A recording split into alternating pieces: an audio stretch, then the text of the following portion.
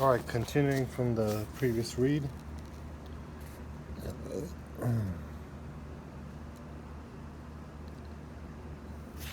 We're talking about changing opinions and how opinions don't really matter as much in propaganda because only the action that is desired is being considered greatly, because it doesn't matter what the opinion is.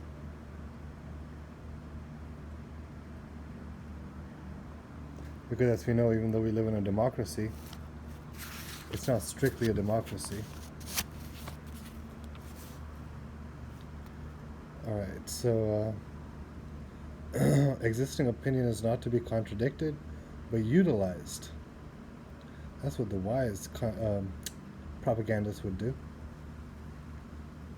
Oh, it's okay. You're Muslim, you can have 4 wives. That's okay. But slowly and surely, she'll maybe convert him to Islam, maybe make him a citizen, and give up his ties to his homeland, so he can be trapped in the American system without even knowing that he's trapped in the American system. Anyway, just an idea, an example. So, each individual harbors a large number of stereotypes and established tendencies. From this arsenal, and even MGTOW guys are all like, don't be too judgmental. And which makes sense, because then they get talking, and you get to, because like, if you really want to help somebody, you can't tell them the truth right away anyway. So judging would be counterproductive. That's what you learn when you get past the first level and of truth awareness, so to speak. Like I said in my previous video, the 3 levels. So anyway, so from this arsenal, the propagandists must select those easiest to mobilize. So that's why I'm not very vulnerable. I don't like to share my beliefs that much, because I know that it can be used against me, and whichever is my weakest, most insecure, or most unstable belief or value can be manipulated easily. So the smartphone culture, I'm trying to resist that, sharing my mind and all that stuff. Well, I had been trying to resist that. Kind of went back in the same way. Anyway, those who will give the greatest strength to the action he wants to precipitate. So that's why everybody's like, something society says, like, you're supposed to approach the girl, you're supposed to wow the girl, because everything is set up so they get to lord over us and manipulate us the easiest, basically. Because if you go to somebody, then you're in a weaker position. But if you analyze the situation, obviously the men are always in the weakest situation compared to the women. So why should we follow the rules, right? Which are set up against us. That's the argument, at least. Because I still believe in rules, and there should be certain rules, because otherwise there's going to be chaos. And some Jezebels would love that chaos, because that'll give them all the freedom to do all the crazy things that they've ever dreamed and fantasized of doing. But unfortunately, that will be misery for the rest of us, the vast majority. Although there will be people other than Jezebel who will profit from the situation, but still it gives the hyenas, or the bad guys of the Lion King movie, the control of the society instead of the true king, which is the true God, the living God. Anyway,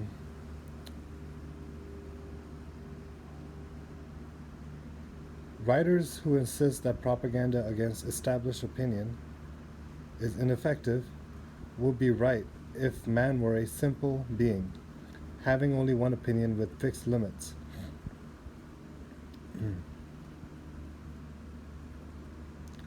That is rarely the case, so you can always go attack opinions that even though they're established, as we have seen in the last couple decades, very obviously. So this is really rarely the case among those who have not yet been propagandized, having only one opinion with fixed limits, with a simple type of mindset. Although it is frequently the case among individuals who have been subject to propaganda for a long time. But the ordinary man in our democracies has a wide range of feelings and ideas. Propaganda need only determine which opinions must not be attacked head on and be content to undermine them gradually and to weaken them by cloaking them in ambiguity. So, this is true of individuals and groups. The feelings and ideas part. That in democracy, people have a wide range of feelings and ideas. I'll be right back.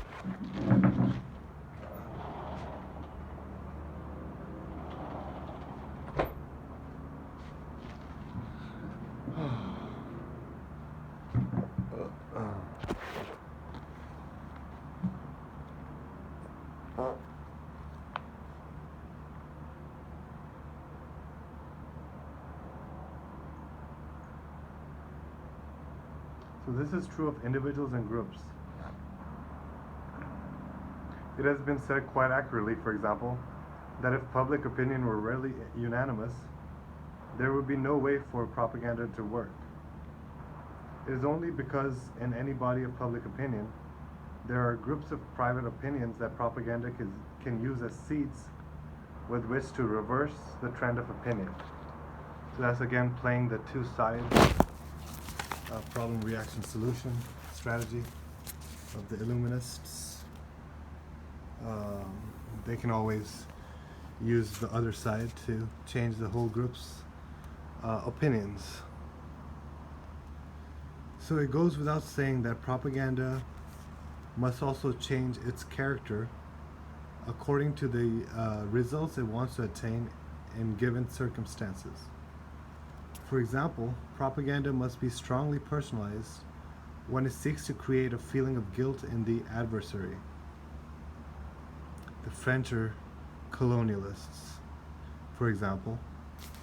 Oh yeah, the girl at the club was making fun of Indian people too, talking about certain natural practices which can have certain, which to Americans seem disgusting, but that's just because they're so disconnected from their own bodies and nature. Yeah, so she was just making fun of the dirty Indians.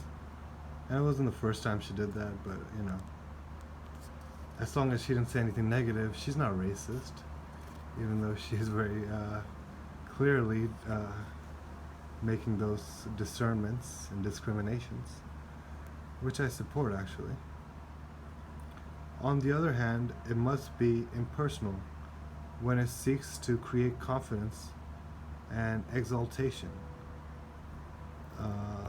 Like France is great. Huh.